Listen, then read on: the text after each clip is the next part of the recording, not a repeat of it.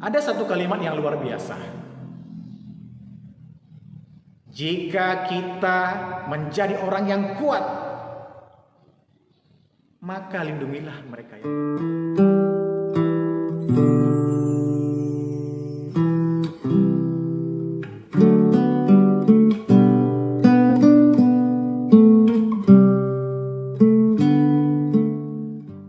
Om Swastiastu. Om Awigenam Astu Namo Sidang Sidirastu dan Astu Astu Swaha. Om Anubadrah Kartawiyantu Wiswata. Semoga pikiran baik datang dari segala penjuru. Yang saya hormati para dewan juri, umat Sudharma dimanapun berada, semoga selalu dalam keadaan sehat di dalam lindungan Ida Sang Hyang Dewasa. Perkenalkan, nama saya Iketut Suwardana. Saya merupakan salah satu mahasiswa yang sedang menempuh pendidikan di perguruan tinggi STKIP Agama Hindu Amlapura.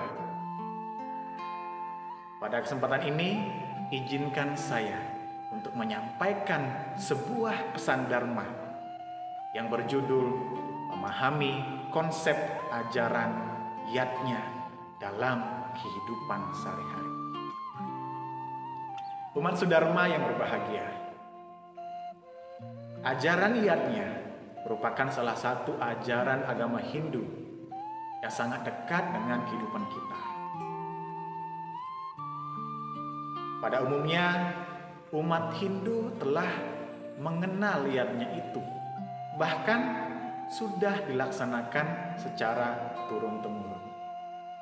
Tetapi nampaknya banyak umat Hindu yang mengartikan yatnya itu dengan arti yang sempit. Ketika mendengar soal yatnya, banyak umat Hindu beranggapan bahwa yatnya merupakan suatu upacara persembahan yang dimana dalam pelaksanaannya terdapat sesajen, asap dupa mengepul, wangi bunga semerbak, suara gamelan, dan mantra orang suci. Nah, hal-hal itulah yang terbayang dalam benak umat Hindu pada umumnya ketika mendengar kata yatnya. Lalu, apakah anggapan itu salah? Tentu tidak. Sesungguhnya itu juga merupakan yatnya. Akan tetapi yatnya dalam pengertian yang terbatas. Umat Sudharma yang berbahagia, sesungguhnya yatnya memiliki arti yang sangat luas, bukan hanya sekedar pelaksanaan upacara semata. Yatnya adalah segala aktivitas yang kita lakukan dalam hidup ini yang memiliki nilai kebermanfaatan. Baik bermanfaat untuk diri kita maupun bermanfaat untuk orang lain. Nah, pada kesempatan ini saya ingin menyampaikan apa sesungguhnya yang dimaksud dengan yatnya itu berdasarkan beberapa sumber sastra suci. Umat Sudharma yang berbahagia, dalam Kamus Bahasa Sangsekerta dijelaskan yatnya adalah suatu persembahan, korban suci dan upacara kurban yang dilakukan dengan tulus ikhlas. Dari penjelasan ini dapat kita pahami bahwa yatnya adalah suatu korban suci atau persembahan yang dilakukan dengan tulus ikhlas. Tentu hal ini relevan dengan apa yang dibayangkan oleh umat Hindu pada umumnya, yang beranggapan bahwa yatnya adalah suatu persembahan atau suatu korban suci yang dilaksanakan dengan tulus ikhlas. Dalam kitab Pegawan Gita juga dijelaskan, yatnya adalah segala aktivitas yang kita lakukan dalam hidup ini yang didasari dengan ajaran Dharma dan dilandasi dengan ketulus ikhlasan sebagai bentuk persembahan kepada ide Sang Yang Widi Wasa. Dari penjelasan ini tentu sesuai dengan apa yang saya sampaikan di awal, bahwa iadnya bukan hanya sekedar pelaksanaan upacara persembahan semata, melainkan iadnya adalah berbagai aktivitas yang kita lakukan dalam hidup ini yang memiliki nilai kebermanfaatan yang didasari oleh ajaran Dharma dan dilandasi oleh ketulusan hati sebagai persembahan kepada Tuhan Yang Maha Esa.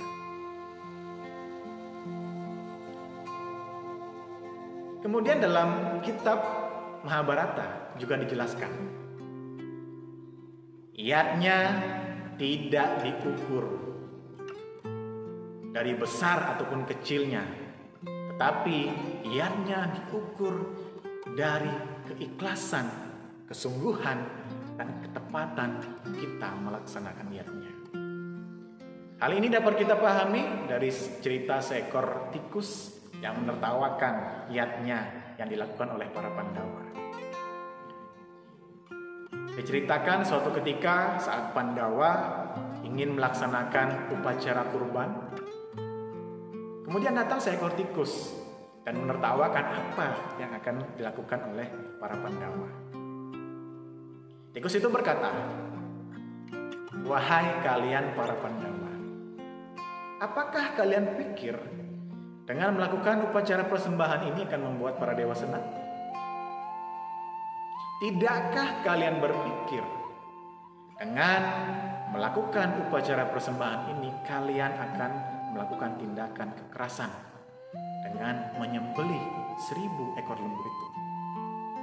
Bukankah Tuhan tidak mengizinkan dan tidak menyukai tindakan kekerasan?" Demikian kata sang tikus. Kemudian di sisi lain dalam cerita yang sama hidup 4 orang Brahmana. 4 orang Brahmana ini memiliki kebiasaan untuk memenuhi kebutuhan makan mereka sehari-hari dengan memungut sisa-sisa hasil panen petani. Suatu ketika saat mereka mencari makan di lahan petani, makanan yang mereka peroleh itu sangat sedikit dan tidak cukup bila mereka bagi 4. Tetapi apa daya, mereka tidak bisa berbuat apa-apa dan hanya bisa menerima kenyataan yang terjadi. Selanjutnya dimasaklah makanan itu.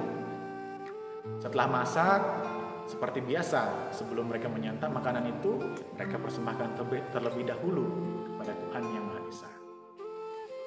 Saat mereka akan menyantap makanan itu, tiba-tiba datang seorang Brahmana yang tua sekali dan memohon agar makanan itu diberikan kepada Brahmana itu. Tanpa berpikir panjang, kemudian keempat Brahmana itu memberikan makanan kepada seorang Brahmana tua karena mereka menyadari Brahmana tua itu lebih membutuhkan daripada mereka. Seketika Brahmana tua itu berubah menjadi seorang dewa Siwa yang sengaja menyamar untuk menguji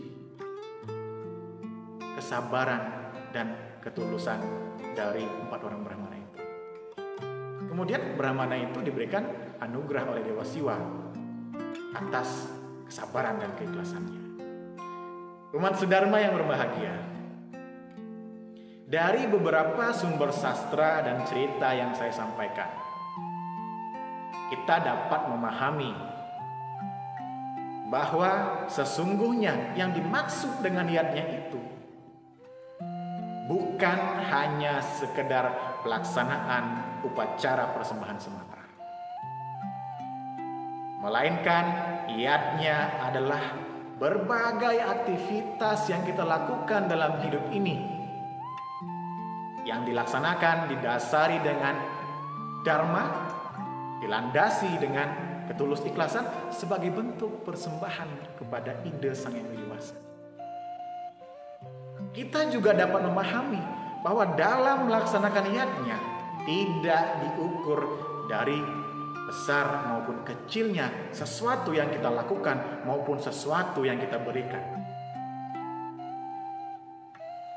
Tetapi niatnya diukur dari keikhlasan, kesungguhan, dan ketepatan waktu saat kita melaksanakannya.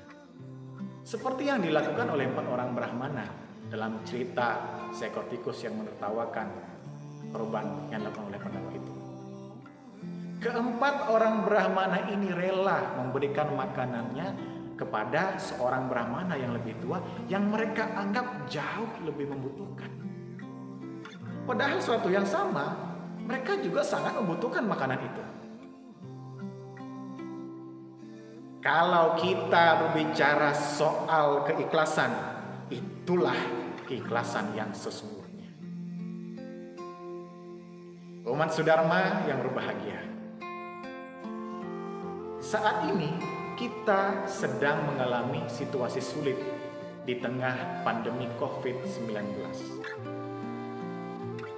Ancaman yang datang tidak hanya dari ancaman kesehatan akibat virus, tetapi juga datang dari sulitnya kehidupan ini, dari ancaman perut lapar. Maka dari itu, sebagai bentuk implementasi dari ajaran niatnya, saya menghimbau kepada masyarakat semua, marilah senantiasa kita selalu menjaga diri kita dengan selalu disiplin menerapkan protokol kesehatan, dengan menerapkan 5M dan 1D. Rajin memakai masker, mencuci tangan, menjaga jarak, menghindari kerumunan, membatasi mobilitas umum. Plus, ingat selalu berdoa. Serta marilah kita untuk selalu berpikir yang baik, berkata yang baik, berbuat yang baik. Ada satu kalimat yang luar biasa. Jika kita menjadi orang yang kuat,